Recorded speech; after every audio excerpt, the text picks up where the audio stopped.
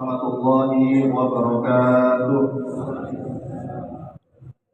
Alhamdulillah, nahmaduhu wa nusalli wa nusallimu ala rasulihil karim wa ala alihi wa sahbihi ajma'in, amma ba'du.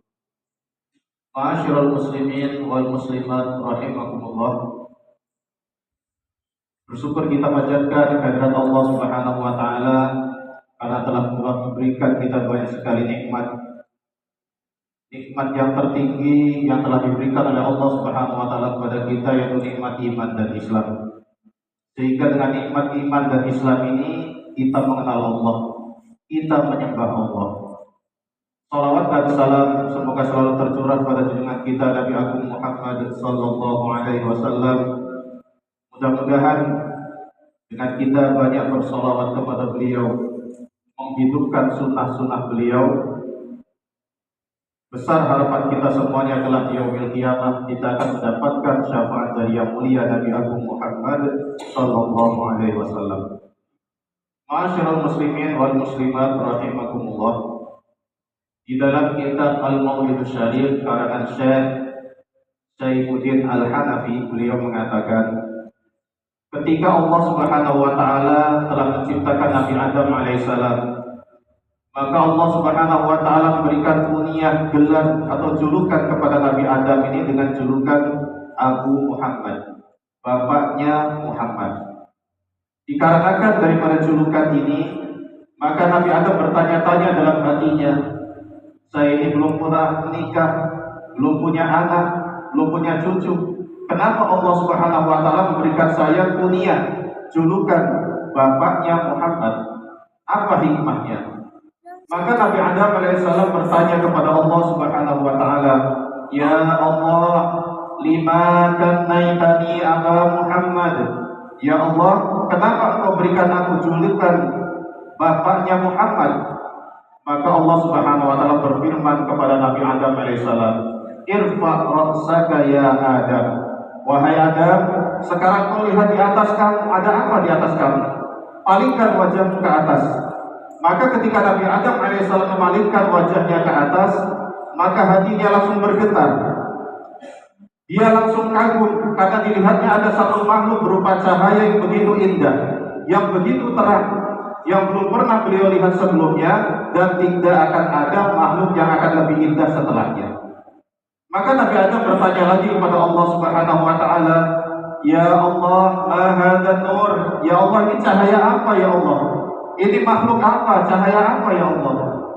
Maka Allah Subhanahu wa taala berfirman, "Laula huma khalaqtuka wa ma khalaqtus samaa'a wal ardha." Wahai Adam, jikalau bukanlah karena cahaya ini, wahai Adam, tentunya aku tidak akan pernah menciptakan engkau dan tidak akan pernah menciptakan alam semesta ini. Dialah Nur Muhammad Rasulullah sallallahu alaihi wasallam. Hadirin dimuliakan Allah Subhanahu wa taala, di dalam riwayat Ibnu Qattan, Rasulullah SAW mengatakan, "Kuntu nuran baina yaday rabbi qabla khalqi Adam bi 14,000 an." Aku telah diciptakan oleh Allah Subhanahu wa taala sebagai berupa nur atau cahaya sebelum Allah Subhanahu wa taala menciptakan Nabi Adam alaihissalam. Jaraknya berapa? Jaraknya 14.000 tahun sebelum Allah Subhanahu wa taala menciptakan Nabi Adam alaihissalam. Jadi lebih dahulu Allah menciptakan Nur Muhammad daripada Allah menciptakan Nabi Adam alaihissalam. Sehingga Imam Asyuyuti katakan, Rasulullah SAW ini adalah arusul mamlakah, mempelainya alam semesta, pengantinnya alam semesta. Kalau kita lihat Pak, kalau ada acara pernikahan, di sana ada tamunya, ada panitianya, ada tukang parkirnya, ada prasmanannya, tetapi semuanya itu adalah pelengkap. Yang dituju adalah kedua mempelai. Tidak akan ada acara pernikahan kalau di dalamnya tidak ada kedua mempelai. Begitu juga dengan alam semesta yang besar ini. Ada langit, ada bumi, lautan, daratan, gunung, malaikat, hewan, manusia, dan lain sebagainya. Semuanya ini adalah pelengkap. Yang dituju adalah Rasulullah Sallallahu Alaihi Wasallam. Sehingga Al-Imam Ad-Dibai mengatakan, wa al-qadhu isyaratun wa anta maqsudun. Semua yang ada di alam semesta ini adalah isyarat, pelengkap. Yang dituju adalah engkau, wahai Rasulullah sallallahu alaihi wasallam. Hadirin dimuliakan Allah Subhanahu wa taala. Dahulu para sahabat begitu cintanya kepada Rasulullah sallallahu alaihi wasallam sehingga mereka tampakkan kecintaan mereka di hadapan Rasulullah sallallahu alaihi wasallam. Ada sebuah cerita di daerah Yaman, di daerah Ad-Dibai, ada ulama besar yang bernama Wajihuddin Ad-Dibai, pengarang kitab Dibaan. Suatu hari beliau ingin menunaikan ibadah haji. Ketika beliau ingin menunaikan ibadah haji, maka jamaahnya atau santri-santrinya atau pengikutnya itu mendengar bahwasanya beliau ini ingin menunaikan ibadah haji. Maka banyak daripada jamaahnya itu ingin ikut mengikuti daripada ibadah haji tersebut. Maka jumlahnya ratusan bahkan ribuan yang ingin mengiringi beliau mengikuti ibadah haji. Maka ketika beliau sedang berkumpul di tanah lapang untuk siap-siap berangkat, mempersiapkan bekal-bekal, maka dari sela-sela rombongan itu muncullah anak kecil umur 6 sampai 7 tahun.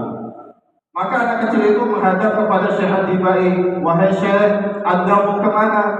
Maka Syekh Ad-Dibai mengatakan, wahai nak, saya mau ke Mekah, saya mau menunaikan ibadah haji bersama rombongan yang lain. Maka anak kecil itu bertanya lagi, wahai Syekh, ibadah haji itu apa Syekh?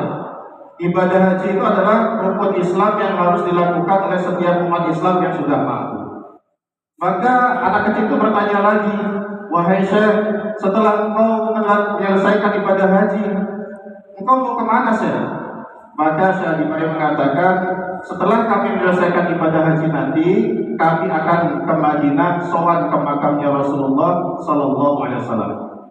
Anak umur 6 sampai 7 tahun, ketika disebutkan nama Nabi Muhammad SAW, langsung bergetar dan menangis di hadapan Syekh Ad-Dibai.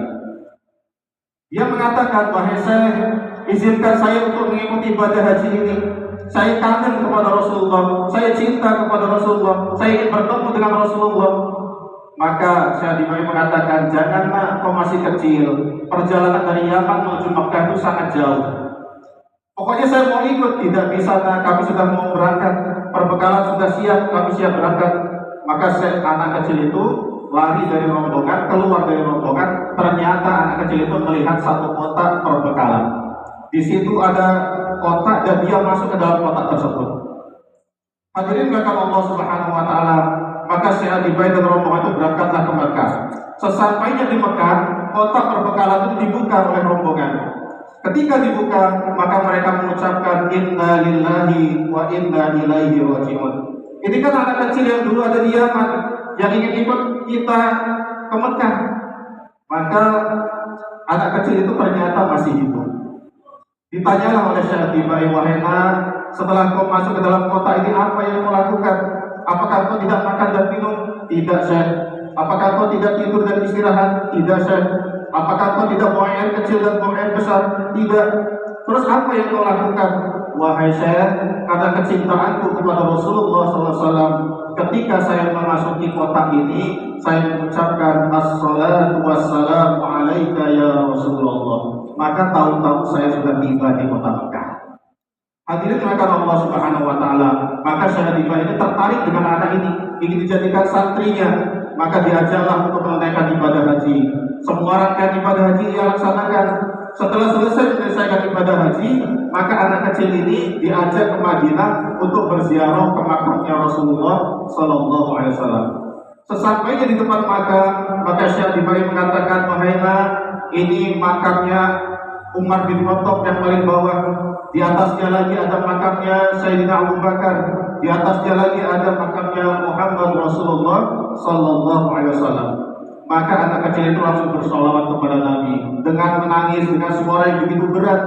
Ya Nabi, salam alaika, ya Rasul, salam alaika, ya Habib. Ketika dalam kalimat ya Habib, anak kecil itu langsung terjatuh, keluar darah dari mulut dan hidungnya karena jantungnya pecah, tidak bisa menyebut nama Muhammad Rasulullah sallallahu alaihi wasallam. Kalau begitu cintanya anak kecil ini kepada Nabi, sehingga menyebut namanya saja nggak bisa, sehingga jantungnya pecah, keluar darah dari hidung dan mulutnya, meninggal di hadapan makamnya Rasulullah Sallallahu Alaihi Wasallam. Hadirin akan Allah Subhanahu Wa Taala, singkat cerita, sudah menjadi ketentuan atau peraturan Turki Utsmani pada waktu itu. Siapapun yang meninggal di kota Madinah, kalau dia bukan warga Madinah, maka dilarang untuk dimakamkan di kota Madinah. Maka anak kecil itu jasadnya atau jenazahnya dimakamkan di luar kota Madinah, jauh di luar kota Madinah. Maka karena dia itu cinta dengan Nabi, sayang dengan Nabi dan ingin bertemu dengan Nabi, timbullah 1000 keajaiban. Makamnya yang di luar kota Madinah, yang jauh di luar kota Madinah, setiap hari bergerak, setiap hari bergeser, berjalan menuju kota Madinah. Tahu-tahu makamnya sudah masuk ke area kota Madinah, tahu-tahu sudah masuk ke area Masjid Nabawi, dan sekarang makam anak kecil itu berada di sebelah kiri Masjid Nabawi. Kalau kita sana bertanya dengan orang-orang kuno, di manakah makam berjalan, maka akan dikatakan disitulah makam anak kecil yang dahulu meninggal di hadapan makamnya Rasulullah Sallallahu Alaihi Wasallam. Cerita ini sangat sedikit orang yang tahu. Jadi coba nanti ketika umroh atau haji boleh ditanyakan di sana dengan orang-orang yang sudah ahli orang sana asli, Madinah asli, bisa ditanyakan di sana. Mudah-mudahan tausiah singkat ini bisa bermanfaat bagi kita sehingga kita lebih cinta lagi kepada Rasulullah SAW dan bisa mengamalkan sunnah-sunnahnya dalam kehidupan kita sehari-hari. Subhanallah wa bihamdihi, subhanakallahumma wa bihamdika, asyhadu an la ilaha illa anta, astaghfiruka wa atubu ilaik. Wassalamualaikum warahmatullahi wabarakatuh.